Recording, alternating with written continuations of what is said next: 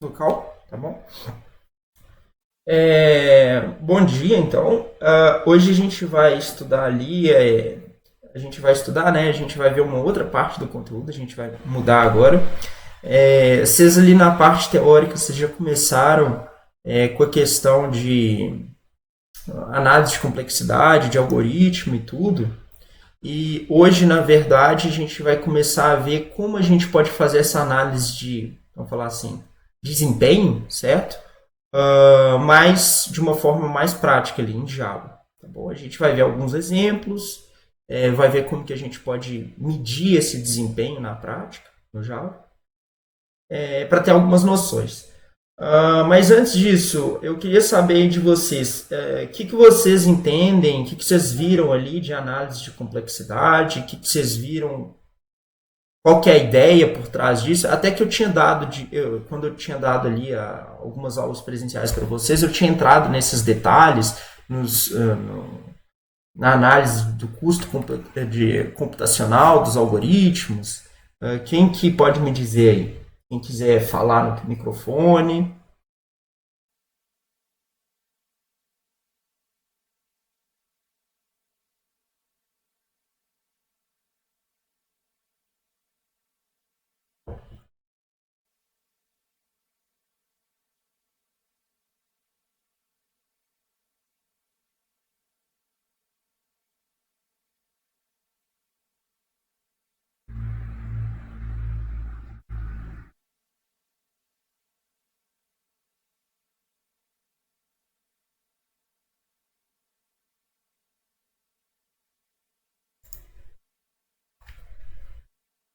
Tá. É, ela deve ter mencionado, a professora, né? Eu até falei algumas coisas também quando eu passei para vocês a parte de intercalação balanceada. O negócio é o seguinte: discutindo com ela ali, eu vi que realmente a gente vai ficar um pouquinho na frente. Então, eu não vou entrar em muitos detalhes aqui. Eu vou dar algumas pistas e ela no próximo horário ela vai começar com vocês, introduzir esse assunto com vocês. E ela que vai ficar responsável de trazer uma bagagem muito mais teórica para isso, tá? Então, assim, se vocês tiverem dúvida, não deixem de me perguntar, mas a ideia aqui é mais trazer essa questão mais prática, de como é que você consegue, como é que a gente consegue mensurar o custo de um algoritmo ali na prática em Java. Ok, gente? E para isso eu vou mostrar alguns exemplos práticos aqui, a gente vai fazer junto. Esse código que eu estou mostrando aqui na tela eu vou disponibilizar para vocês ali no Canvas, certo? Para vocês justamente brincarem um pouquinho com ele, tentar entender e tudo, ok? Então tá. Quando a gente fala basicamente de análise de complexidade, acho que eu vou abrir aqui quando, quando a gente vou abrir aqui um documento. Vocês estão vendo minha tela ali, né? Então, análise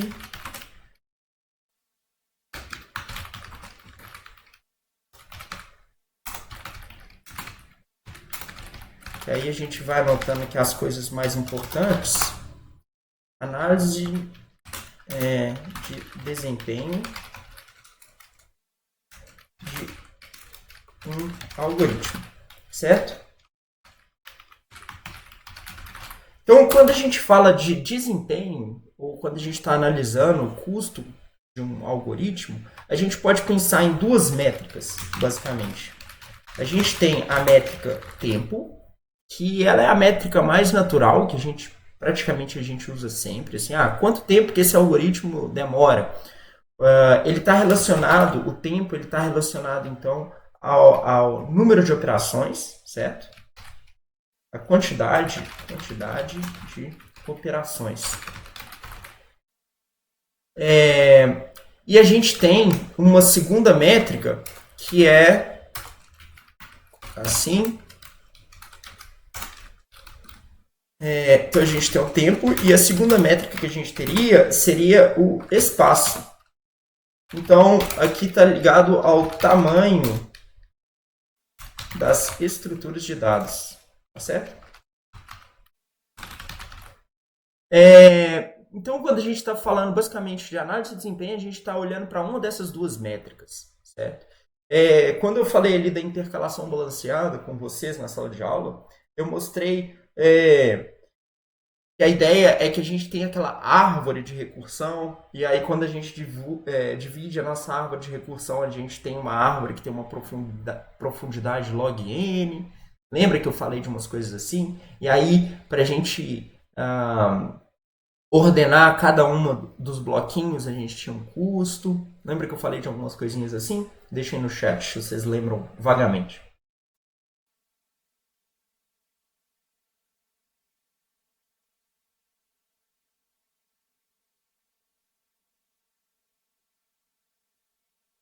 Ali o Thiago lembra que eu falei disso. Então, está relacionado a esses assuntos que vocês vão ver mais na prática. Tá bom? Então tem essas duas métricas. Vamos falar assim, essas são as métricas teóricas, vamos falar assim, teóricas. Porque na prática tem algumas outras coisas ali que a gente vai ver que também interferem no nosso algoritmo. Também. Vamos falar assim, parâmetros. Opa. Teóricas. Vamos falar assim, os parâmetros práticos, vamos falar assim. Parâmetros da prática.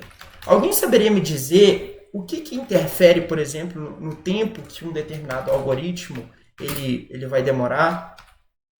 Por exemplo, quais são algumas métricas ali que vão influenciar no tempo de processamento do algoritmo? Na prática. Vou dar uma dica, por exemplo, o tamanho.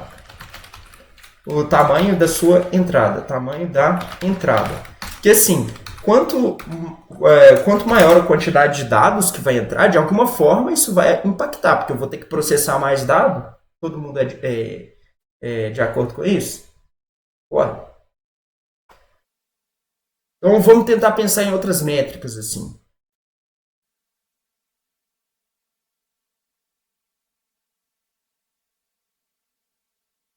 Podem influenciar ali nas questões de desempenho do seu algoritmo.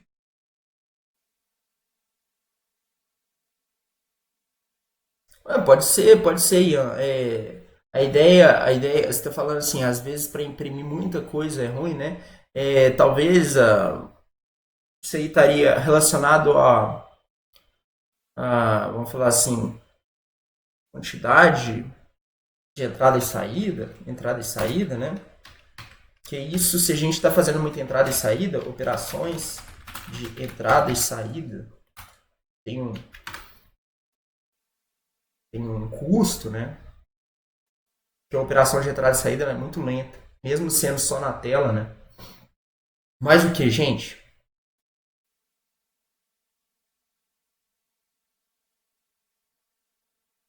Isso, a gente pode falar a capacidade do computador, ele pode estar relacionado a uma coisa que vocês estudaram, que eu estou dando por aula, a arquitetura do, né, arquitetura do computador. Porque se o seu computador ele tem um processador, por exemplo, ele tem um processador que ele é mais rápido, menos rápido, tamanho da sua memória, isso influencia também, né?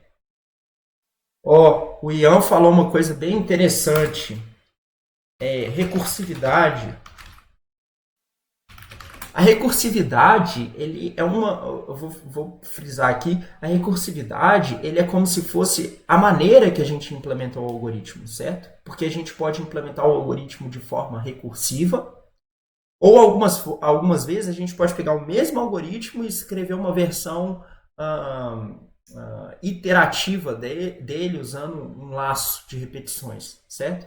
Então aqui a gente pode falar a implementação do algoritmo. Por exemplo, recursividade. Certo?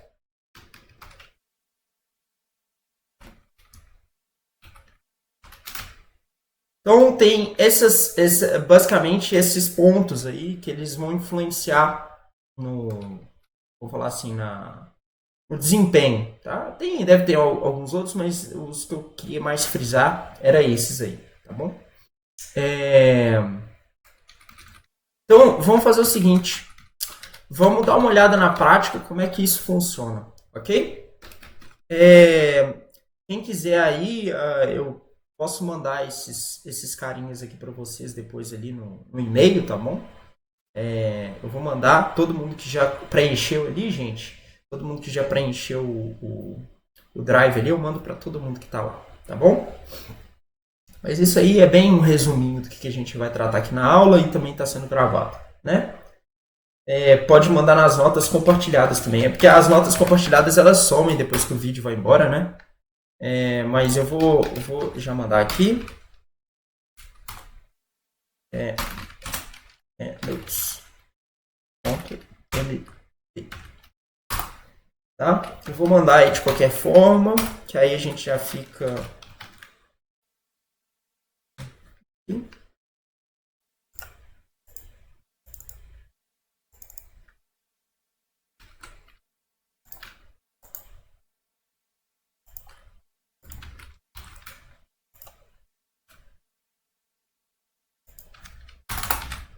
Bom, mandei aí nas notas compartilhadas, tá bom, gente? Mas vamos continuar aqui então para essa questão mais prática. Vamos ver alguns algoritmos aqui e a gente vai entender o que eles funcionam, tá? Como que eles funcionam. O primeiro algoritmo que eu queria trazer para a aula de hoje é esse algoritmo aqui, ó. Eu quero que vocês passem um tempo aqui tentando entender o que esse algoritmo max-min aqui ele faz.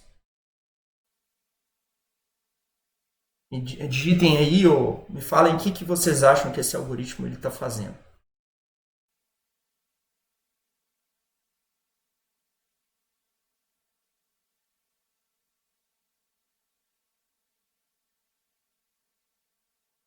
Ó, eu vou fazer junto aqui com vocês e aí a gente tenta descobrir junto. Então, eu recebo esse max-min 1 aí. Ele vai receber um vetor. Aí ele tem dois auxiliares aqui, que tá um vetorzinho temporário aqui. Nesse vetorzinho temporário, na posição 0, eu salvo o elemento 0. Na posição 1, eu também salvo o elemento 0 desse vetor que eu recebo por parâmetro. E aí, para todas as posições de 1 até o final, eu vou fazer o seguinte. Eu vou verificar se o temp1 ele é maior do que o vetor na posição i. Se ele for, eu salvo o vetor na posição i, no temp1. E depois eu também verifico se o temp0 ele é menor do que o vetor na posição i. E se ele for, eu salvo o vetor na posição i no temp0. O que esse algoritmo aí está fazendo? Quem que gostaria de me dizer aí? Só para a gente aquecer. Ordenação do vetor, André?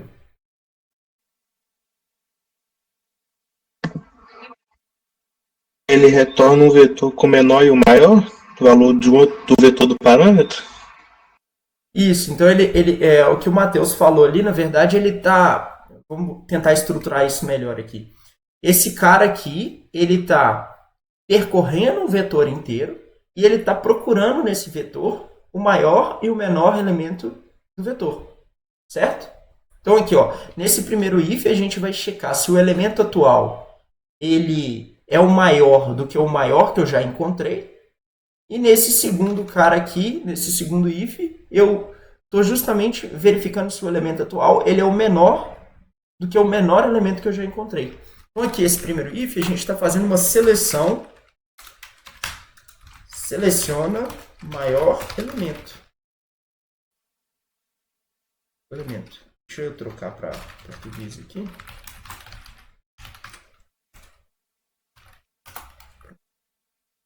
E aqui eu estou selecionando. Aqui eu seleciono o maior e aqui eu seleciono o menor elemento. Todo mundo consegue enxergar isso? Certo? Quem que não consegue enxergar? Aqui. Então tá. A gente está selecionando o maior elemento e o menor elemento do vetor. Vamos fazer só umas continhas aqui, ó. Vamos supor que um vetor, a gente tem esse vetor aqui, ele tem... Vamos dizer que esse vetor, se o vetor tem n posições, certo? Se eu estou percorrendo todas as n posições desse vetor, né? Se ele tem n posições, eu estou percorrendo todas as n posições, a cada posição eu vou fazer 2 testes, certo? O primeiro teste é para verificar se o elemento é maior e o segundo teste é para verificar se o elemento ele é menor. Então, se o vetor tem n posições,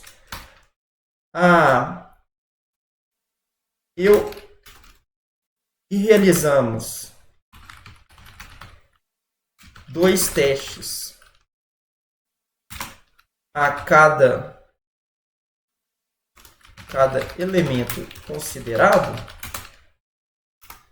temos 2 vezes n comparações, certo?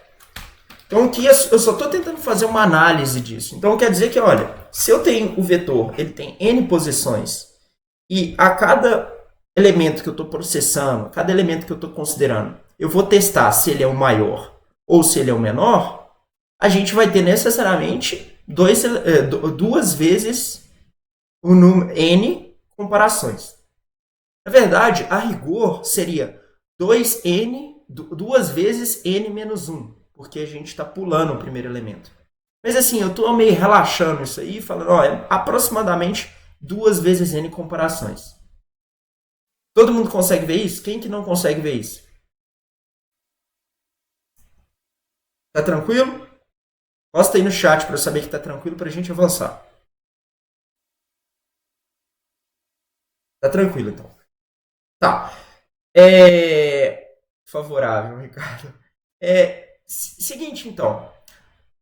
Aí eu pergunto para vocês. Poxa, como é que eu posso... Eu falei assim, ó, 2 elevado a n comparações. Aí eu falei assim, olha, lá no início da aula eu falei assim, olha, o tempo, ele está relacionado a algumas questões, né? E um deles é, por exemplo, o tamanho da nossa entrada. Então, por exemplo, para um vetor de tamanho 100, é esperado que ele demore menos tempo se eu colocar um vetor de tamanho 1000, certo? O número de comparações é esperado que seja maior ou menor, ok? Vamos só ver essa questão na prática, tá bom? E como é que eu faço para ver essa questão na prática? Eu vou descer aqui, eu tenho uma função main, deixa eu fazer o colapso disso aqui, que aí não fica atrapalhando a gente.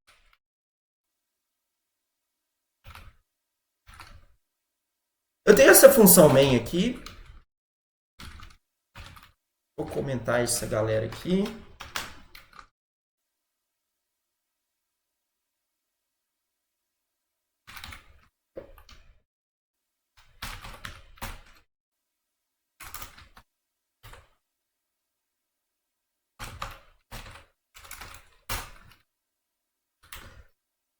Seguinte, eu tenho esse programa aqui que ele faz o seguinte, ó. Como é que eu vou fazer para medir o tempo ali da minha funçãozinha? Eu criei esse programa main aqui,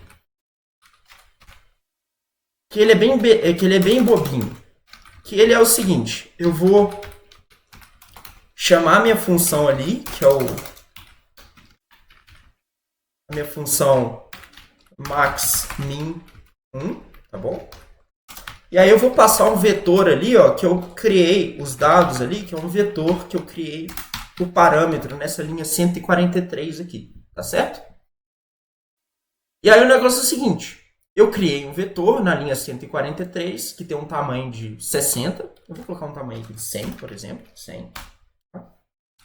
Aí eu crio e coloco uns números quaisquer nesse vetor, uns números aleatórios. E aí eu lanço aqui na linha 148, eu vou lançar essa função. E como é que eu vou fazer? Na prática aqui, eu tô me importando com o tempo de computação dessa função, com o tempo que ela demora. Como é que eu faço isso em Java para eu eu pegar o tempo de execução da função. Eu uso basicamente uma função que é da biblioteca system. É a mesma biblioteca, é a mesma classe que vocês usam para fazer o print na tela. Então esse aqui é o system.nanotime. E ele te devolve a hora do sistema quando você executou aquela função. E aí o que eu faço? Eu pego eu olho o relógio, ele te devolve a hora em nanosegundos. Então eu vou olhar qual que é o tempo antes de eu executar essa função. Eu executo a função. E aí eu pego o tempo depois que eu executei a função. E se eu subtraio o tempo de fim menos o tempo de início, eu vou ter o tempo que aquela função ela demorou para executar, certo? Então a gente vai fazer isso para justamente pegar o tempo que demorou para eu encontrar o maior e o menor elemento de um vetor de tamanho 100. Aqui do lado eu vou compilar a minha aplicação em Java. Compilei a minha aplicação, sem erros de compilação. Nossa, eu programo demais. Tô brincando. E aí eu vou lançar a minha aplicação e ele vai me falar qual que é o tempo decorrido. Ó, basicamente a gente fez 198 comparações.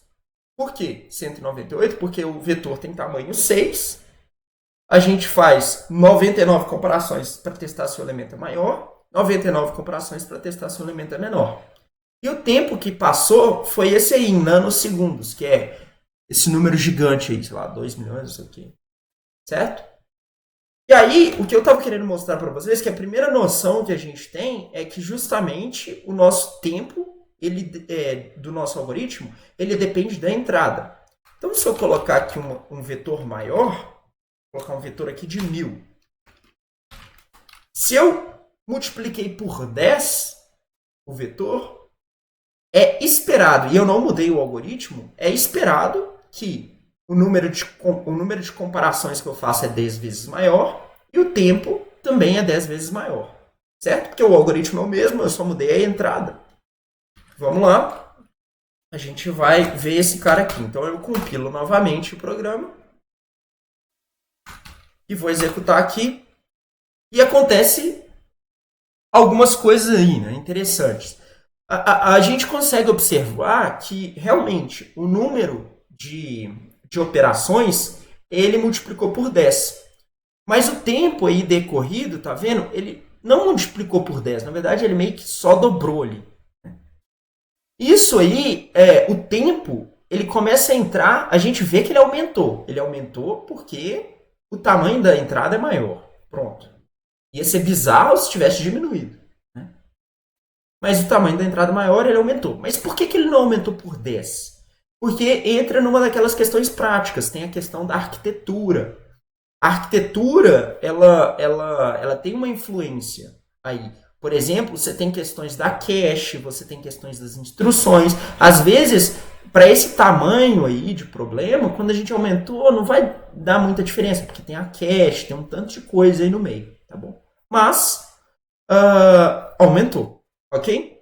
Todo mundo conseguiu visualizar que tem essas métricas relacionadas aí sem mudar o algoritmo? Fala sim, gente, para eu continuar. Legal. Então, a gente mudou só o tamanho. Agora eu vou falar assim, olha, beleza. Uma outra coisa que pode influenciar no tempo para resolver um problema, não é um tempo para o algoritmo. Porque o problema aqui que a gente tem é o seguinte, dado um vetor, eu quero encontrar o maior e o menor elemento do vetor. E a solução para esse problema computacional que a gente teve era o seguinte, era justamente esse cara toscão aqui, que eu percorro o vetor, comparo, esse elemento é maior? Aí eu pego ele. E aí eu faço a mesma comparação, esse elemento é menor? Eu pego ele. Tem como a questão de projeto de algoritmos, ela está ligada a isso. Tem como eu resolver o mesmo problema, mas de uma forma mais rápida? Ou seja, mudando. Existe um outro algoritmo para resolver esse problema? Quem que acha que tem e quer contribuir para a gente? Como que eu posso fazer melhor do que isso para resolver esse problema de uma forma mais eficiente? Ó, tem gente fazendo sugestão aí, ó.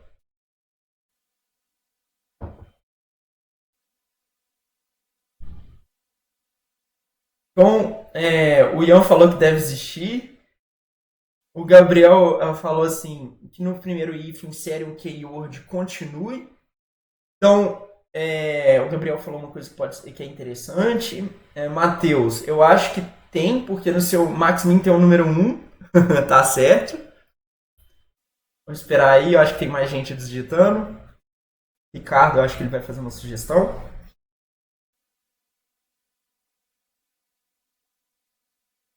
Desistiu? Desistiu. Tá bom.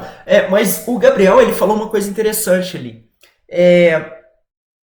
O negócio é o seguinte. A ideia dele era colocar um continue ali. Porque o negócio é o seguinte. Eu acho que é isso, tá, Gabriel? Aí você me fala se é isso.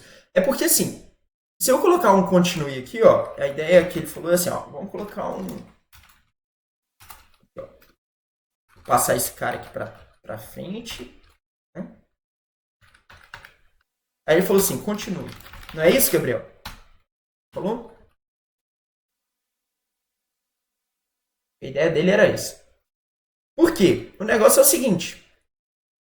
Se a gente encontrou o maior aqui, basicamente, ele não vai ser o menor. Se aquele elemento ele é o maior, não tem como o elemento ser maior e menor ao mesmo tempo. Na verdade, para ficar mais fácil de entender isso, eu vou voltar aqui, é justamente o nosso segundo algoritmo aqui. O nosso segundo algoritmo, que é o Max-Min 2, olha o que ele faz. Ó. Então, ele vai comparar se o elemento atual ele é o maior. Ó, seleciona o maior. Seleciona o maior elemento. E aí, se ele é o maior elemento, ele fala, beleza, eu pego esse elemento, tá tudo tranquilo. Se não, eu vou verificar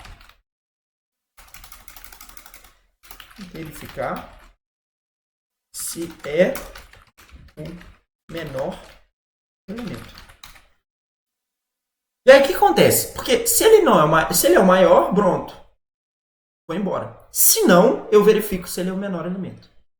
Só de eu colocar esse se não, eu posso evitar uma comparação extra. Vocês conseguem ver isso? Porque assim, eu estou evitando nos casos que eu não preciso de fazer nada. Eu tenho essa relação.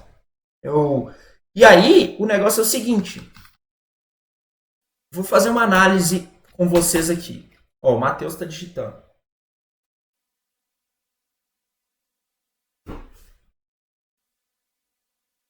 Pode continuar. Tá.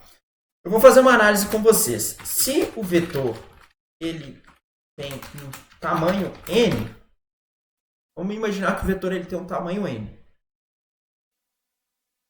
Aí a gente começa a entrar numa questão assim, ó. Se o vetor tem tamanho n, não necessariamente em todas as vezes que eu considerar aquele elemento, eu vou fazer duas comparações. Porque é o seguinte, eu só vou fazer duas comparações se eu fiz uma comparação, eu vi que ele não é o maior elemento, e aí eu tenho que verificar se ele é o menor. Então, na verdade, o número de comparações agora ele vai começar a depender do nosso vetor. Porque vai depender de duas coisas. Quais números que eu tenho no vetor? E outra coisa, como que esses números eles estão dispostos no vetor? Porque, por exemplo, se eu tiver um vetor que todas as posições, todos os elementos são igual a 1, eu só vou executar o primeiro if.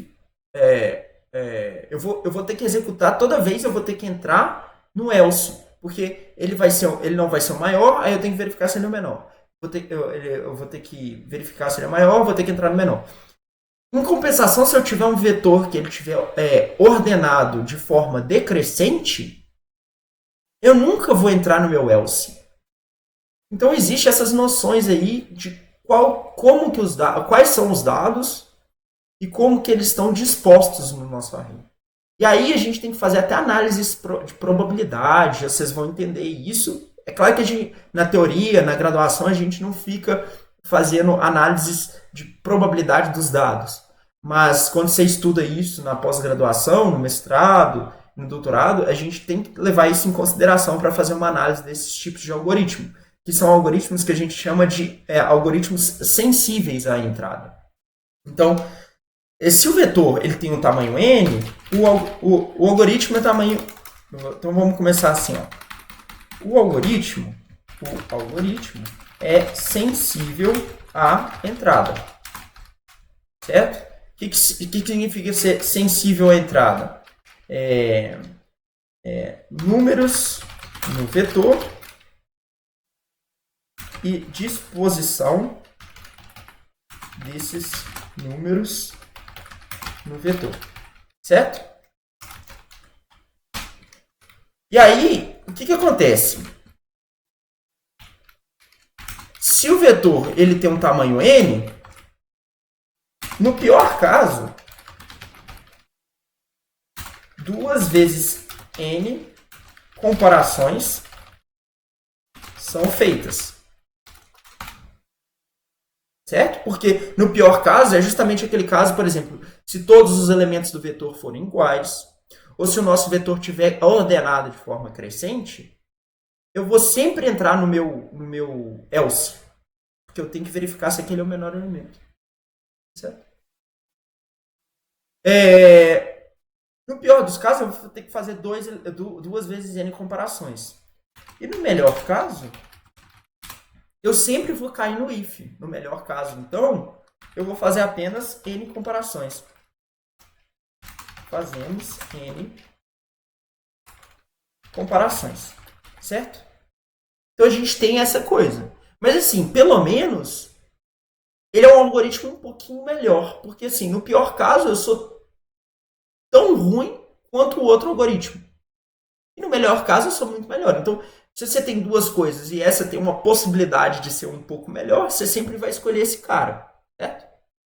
Todo mundo consegue visualizar essa diferença que pode existir entre os dois algoritmos? Yes? Legal. Então, vamos executar isso e ver isso na prática. Tá certo? Vamos ver isso na prática. Novamente, eu vou usar aqui o system para pegar o tempo, certo? Só que agora eu vou executar os dois algoritmos.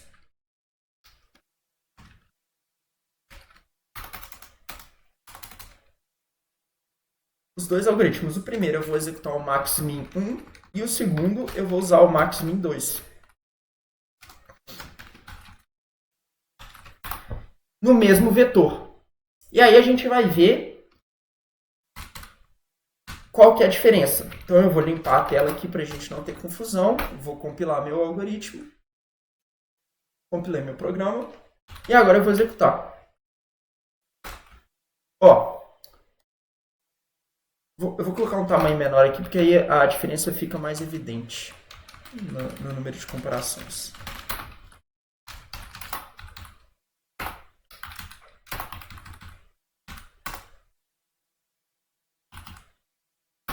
Olha só, eu executei com 200,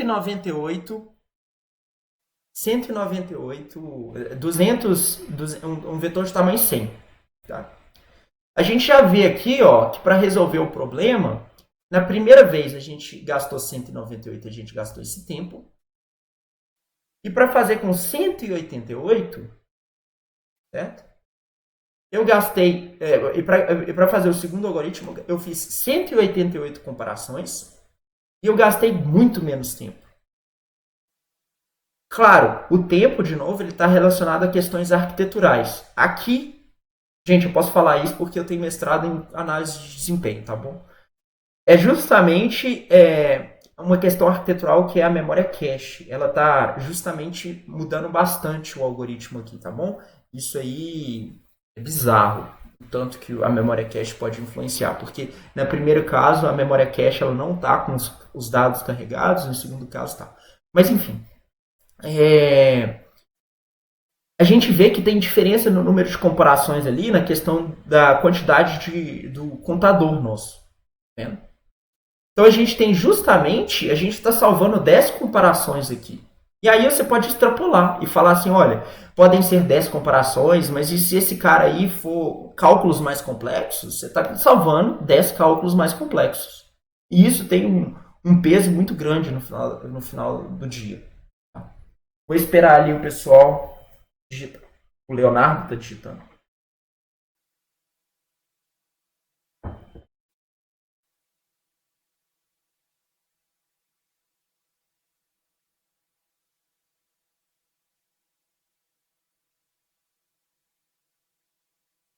Ótimo, Leonardo. Pode. Eu posso fazer uma coisa até melhor do que isso. Vou fazer o seguinte. Gente, todo mundo conseguiu entender assim essa questão da coisa da cache ali que eu falei? Todo mundo, às vezes as pessoas vão, é porque a cache é como se ela não tivesse com os dados lá. E a cache ela trabalha com o princípio da localidade espacial, tá, Ricardo? Até porque o Ricardo está fazendo comigo arquitetura. Ricardo, esse é o tipo de coisa que eu quero trazer para a gente nas aulas de análise de desempenho. É que ah, a cache, ela tem os dados que a gente está mais usando perto da gente. E aí ela é implementada com uma memória mais rápida. Então, o que acontece? A gente tem a localidade espacial e temporal. No primeiro caso, quando eu acesso o vetor pela primeira vez, a nossa cache ela não está aquecida totalmente. E no segundo caso, ela já está aquecida. Então, isso às vezes pode influenciar um pouco no nosso desempenho. Normalmente, o que a gente faria no nosso programa é, sei lá, a gente poderia aquecer a nossa cache aqui, executando o algoritmo uma vez, mas sem medir o tempo.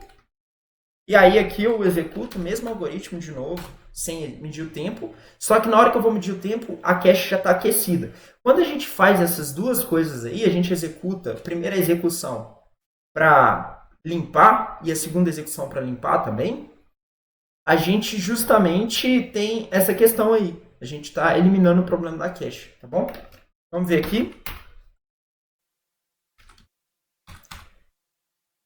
Qual que seria a nossa diferença aí de desempenho se a gente estiver realmente aquecendo a cache já? Ó.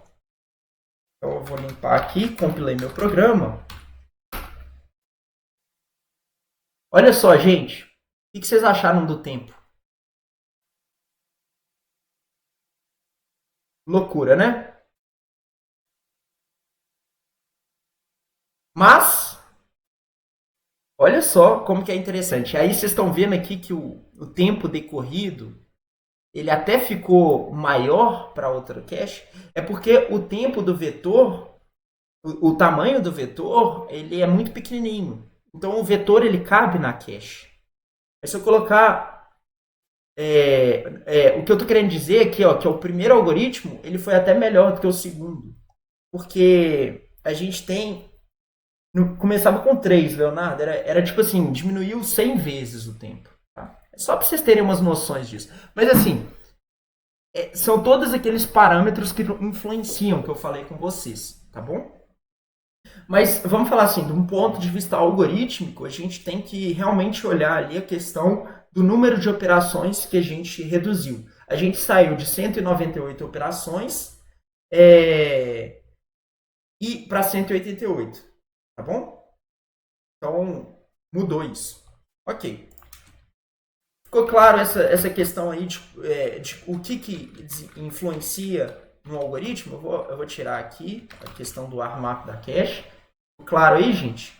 A gente mudou os algoritmos, viu que a questão do número de comparações mudou, mas só que fora o número de comparações tem outros aspectos aí, por exemplo, a natureza dos seus dados, o tamanho do seu vetor, a sua arquitetura, a sua memória, tudo influencia, tá bom? Professor, eu.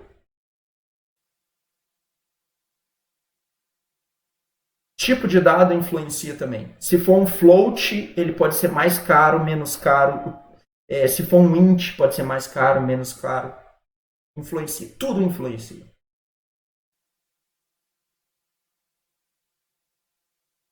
Beleza? Então tá. Vamos ver outras coisas aqui que influenciam que também são legais de ver, tá bom, gente? Vamos ver a questão da ordenação de números. Me fala aí, qual que é o algoritmo mais tosco que a gente tem de ordenação de números? Bubble sort. Show. Bubble sort. Vou fazer aqui o bubble sort com vocês. Ó, o bubble sort toscão aqui. Revisão de AED 2. O negócio é o seguinte. AED 2 ou AED 3? AED 2. A gente pega... O bubble sort é o seguinte. A gente pega um array. Tá? Aí a gente começa lá no final do array. A gente vai verificando se o elemento atual ele é menor, ou ele é maior, no caso, se ele é maior do que todos os elementos precedentes. Aí a gente vai para o outro elemento do array, a gente verifica se ele é maior do que todos os elementos precedentes. Então, o negócio é o seguinte. Vamos analisar esse algoritmo junto aqui. Ó. Para cada posição do array, verificamos se ele é o maior de todos, certo? Isso que é o primeiro for aqui nosso está fazendo. E aí, como que a gente verifica se ele é o maior de todos? Verifica se ele é o maior de todos os outros elementos não processados. Então, o que acontece? Para cada elemento, eu vou verificar se ele é o maior de todos os outros não processados. Então, olha só. Se esse cara aqui, vamos fazer assim, ó. Se o vetor tem um tamanho n, certo? E para cada elemento, eu tenho que comparar com n menos 1 elementos, certo? Porque para cada elemento eu tenho que comparar ele com todos os n menos 1 elementos que eu ainda tenho que considerar, certo? Então, temos quantas comparações, gente? Quantas comparações que eu tenho nesse caso? Coloca aí no chat.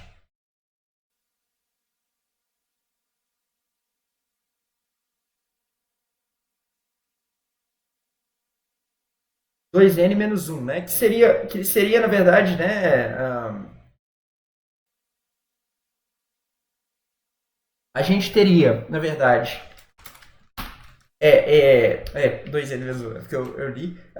A gente tem n vezes n menos 1, certo? Isso seria mais ou menos n ao quadrado menos n. Ok? Mais ou menos? Tipo assim, fazendo umas contas toscas de padeiro aqui. A gente, em computação, a gente é muito tosco, porque assim, aqui está escrito n ao quadrado menos n, aí na hora que a gente vai falar, a gente fala, olha, o menos n ele nem se importa, porque quando... tenho certeza que o seu... Ele também faz pão muito bem, viu, Leonardo? Tipo assim, é só uma expressão, assim, tá? Nada contra, tá, gente?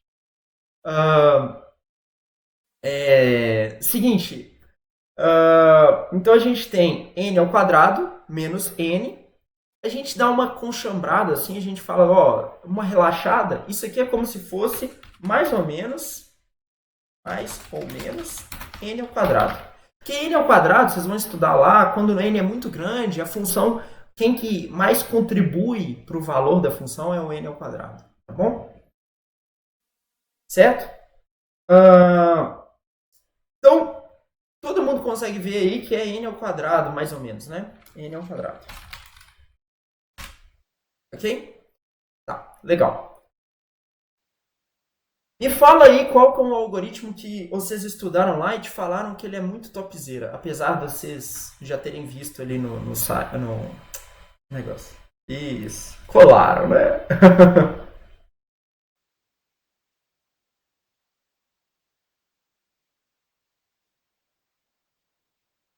Merge sort, o merge sort, na verdade, ele é até melhor do que o quick sort.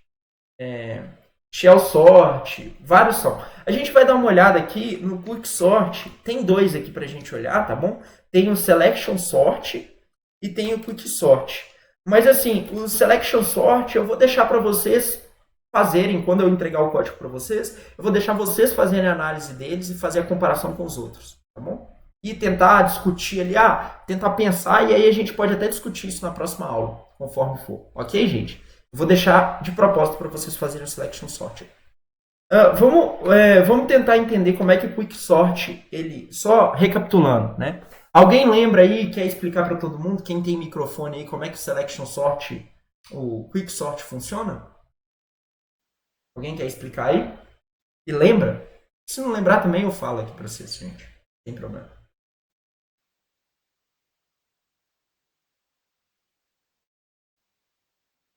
Quem que lembra do quick sort aí? Comenta aí no chat. Ó, o Ele Matheus. escolhe um pivô, aí ordena os menores para antes do pivô e os maiores para depois. Isso. Então é o que o Matheus falou. Ele tem o elemento pivô ali, ele vai colocar os maiores depois do pivô, os menores antes do pivô. Só que ele faz isso de forma recursiva, né? Que é o seguinte, a gente começa com o pivô na esquerda, o pivô na direita, e aí a gente particiona o nosso array, a gente vai caminhando com o pivô até quando eles se cruzam. Aí quando o pivô ele cruza um com o outro, a gente considera cada sub-array separadamente e aplica o mesmo processo do pivô. E a gente faz isso recursivamente até a gente ter um arrayzinho pequenininho, de tamanho 2, onde que é muito fácil a gente decidir como é que a gente ordena. Porque a gente coloca antes e depois do pivô, e na hora e a gente começa a subir na recursão. E aí a gente começa a unir os nossos vetores. Ok? Eu não sei aí, Ricardo, qual que é o que você mandou, depois eu dou uma olhada, tá bom? Então o negócio é o seguinte, justamente a gente tem esse comportamento, né, que vai fazendo a recursividade no nosso quicksort. Mas, pelo fato de a cada vez que a gente for analisar o nosso vetor, a gente divide o nosso vetor em dois, a gente tem aquele processo que eu falei com vocês. A gente divide dois, divide dois, divide dois, divide dois, e depois a gente vai lá e vai juntando os vetores. E aí, eu já tinha comentado com vocês na questão da intercalação balanceada, que era justamente o seguinte. Considerando um vetor de tamanho n,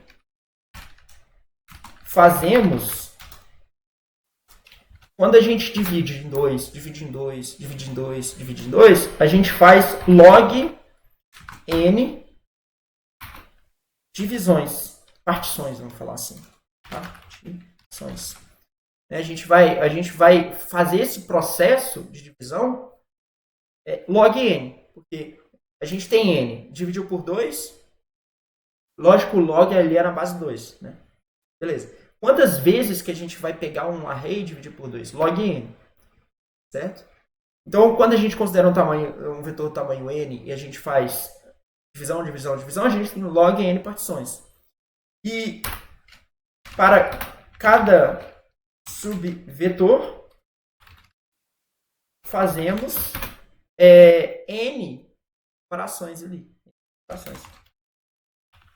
Logo, temos alguma coisa tipo n vezes log n. Isso aí vocês vão estudar na teoria. Ela vai montar provavelmente com vocês. Quando eu estudei assim, eu montei a árvore. Quando eu fiz a intercalação balanceada com vocês mesmo, eu mostrei ali no quadro. A gente desenhou a árvore de recursão. E aí a gente falou quanto que era a operação de cada nó e fomos subindo na árvore. Vocês lembram disso vagamente? Comenta aí no chat. Mais ou menos?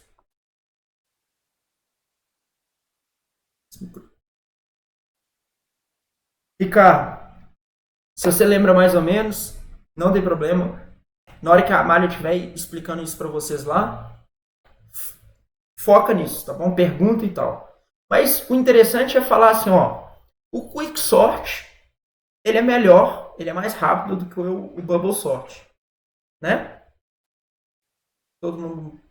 Por que o Bubble Sort é pior? Porque o Bubble Sort é n elevado ao quadrado.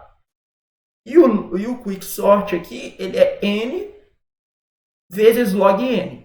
Como log n é muito menor do que n, por isso que o Quick Sort é mais rápido. Ok, gente? Vocês conseguem ver essa comparação matemática? Então, eu vou colocar aqui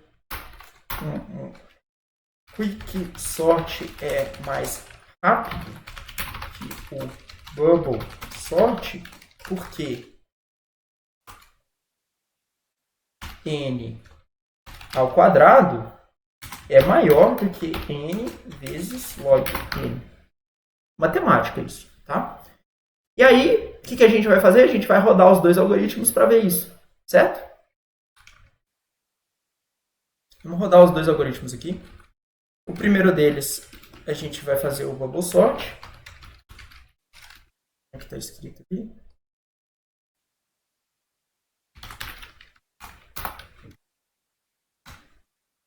Bubble Sort.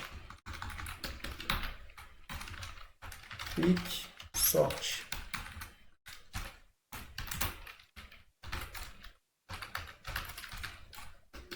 Certo. Compilar o meu programa aqui. Compilei. Executei. Olha a diferença, gente. Dá para ver que tem diferenças? A diferença aqui, eu vou perguntar para vocês. A maior diferença de todas vem da onde aqui? Para resolver o problema. Alguém sabe falar?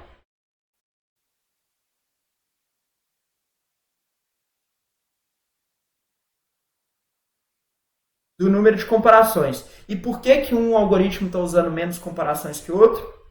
Vamos tentar relacionar ali com a fórmula que eu acabei de colocar.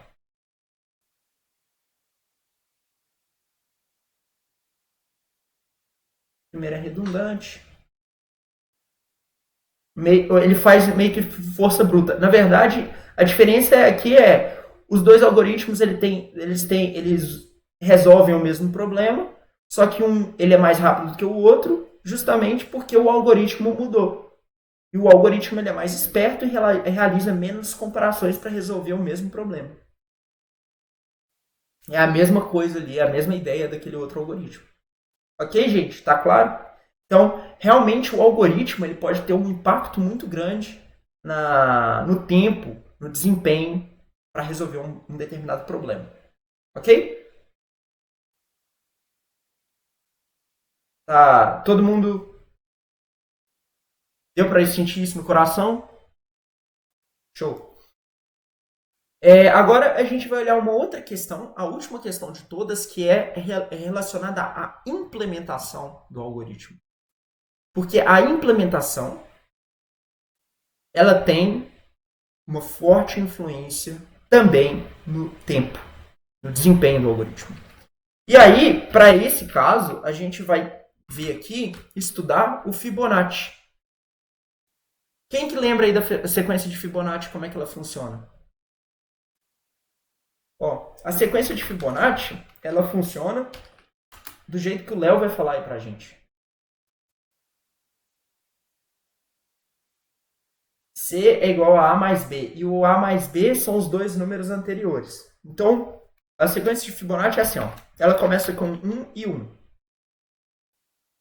O próximo número, eu vou pegar os dois anteriores e somar. Então, 1 mais 1, 2. Aí o próximo número eu vou fazer 2 mais 1, 3. Aí o próximo número, 2 mais 3, 5. Qual que é o próximo número aqui? 8. Para quem que não falou ainda, qual que é o próximo número aqui? 13. Ótimo, as pessoas pegaram. Então, essa aqui é a nossa sequência de Fibonacci. Quando vocês estudaram ali funções recursivas, muito provavelmente o professor apresentou a noção de recursividade usando, né, a sequência de Fibonacci. Foi isso que ele usou para introduzir recursividade, gente? Às vezes é recursividade, é fatorial. Isso aí, Ricardo, o outro era 21. E aqui, olha como é que funciona o Fibonacci recursivo. Exponencial, fatorial, é sempre assim, né? Ele vai lá, ele pega o Fibonacci de n, é igual ao Fibonacci de n menos 1, mais o Fibonacci de n menos 2. E vai fazendo recursivo isso. Certo? Então, esse é o jeito clássico. Mas, além de... Então, por exemplo, se eu tenho um Fibonacci recursivo, aqui, na verdade, a gente tem um custo. A gente tem um Fibonacci recursivo, porque a gente está falando assim, ó, aqui a gente vai fazer n, mas dá para fazer de outro jeito? Dá para a gente fazer de um jeito talvez mais rápido? O jeito mais rápido que a gente poderia fazer seria, em vez de fazer n, a gente faz n chamadas recursivas, tá?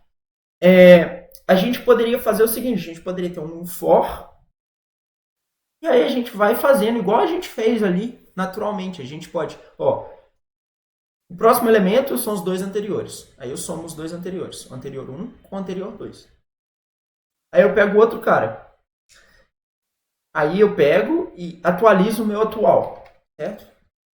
E aí eu faço o meu atual é igual aos dois anteriores. Aí eu atualizo os dois anteriores. E vou trocando esses caras. Esse é um outro jeito de implementar, não é? O que acontece? Quando a gente faz dessa forma aqui, quando a gente utiliza um for, a gente está evitando a recursividade.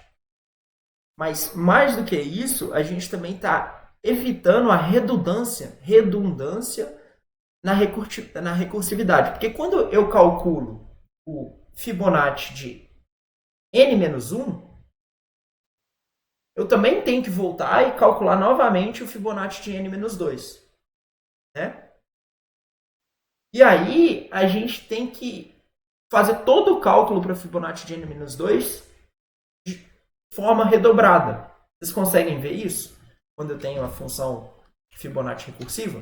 Porque quando eu chegar nessa primeira chamada aqui de Fibonacci n-1, eu vou passar n-1, aí esse cara vai ser n-2 e n-3. Mas para o Fibonacci de n, eu calculei o n-2 já.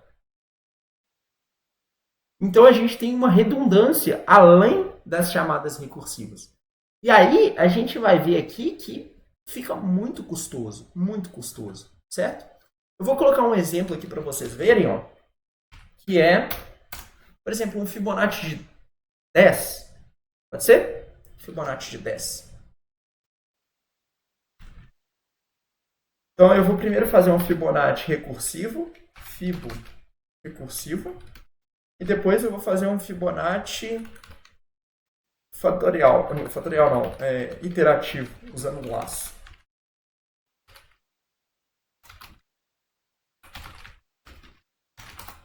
Não sei se eu escrevi certo. Se eu fosse italiano igual o nosso colega Ricardo, eu tinha escrito certo, né?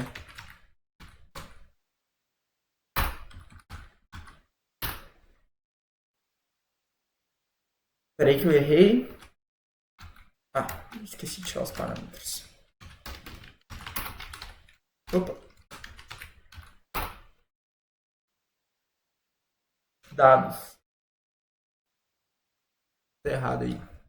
Ah, não é dados, não. Parâmetro ainda. Tamanho de retorno. Obrigado, Matheus. Você vê que Eu também tô botando ainda. Tamanho do vetor.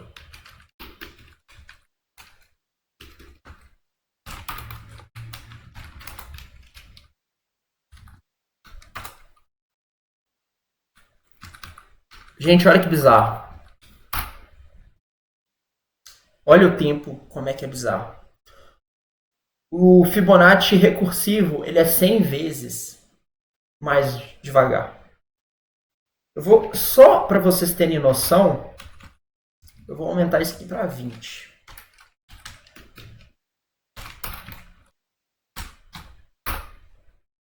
Compilando.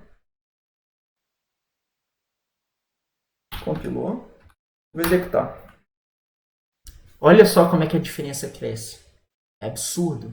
Sabe por quê? Porque o Fibonacci recursivo ele tem um custo exponencial. Porque o número de vezes que você tem essa redundância ele é exponencial. Vocês vão estudar isso lá na teoria.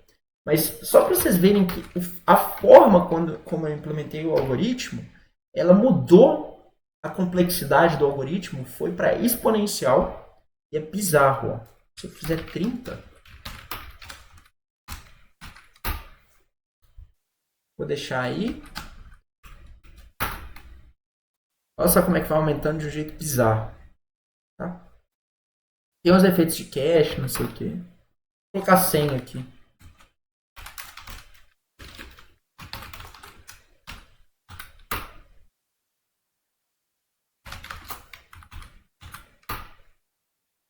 Aí agora 100 vai ficar. Uhum. Vai ficar um tempão aí, gente. Deixa eu perguntar para vocês. A gente tá chegando no final da nossa aula, a gente só tem mais 3 minutos aí. É, alguém tem alguma dúvida, colocação, questão? Compartilhar alguma coisa com a galera aí? Para quanto que é o trabalho, Leonardo? O trabalho vai ficar para domingo, tá bom? Entrega por ou pelo Canvas ou pelo e-mail. Coloca o e-mail lá de vocês no documento, no link do documento que eu mandei para vocês, que aí eu vou divulgar para todo mundo, tá bom?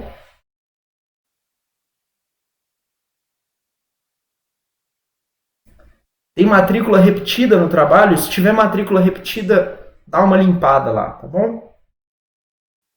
Ô Leonardo, SGA é melhor sim, mas eu ainda não tenho acesso ao SGA, então eu não consigo criar a pasta lá, tá bom? Gente, se vocês vão ver que vai ficar executando aí.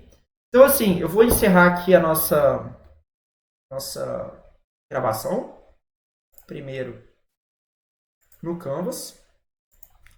E depois eu estou encerrando aqui no software que eu estava guardando.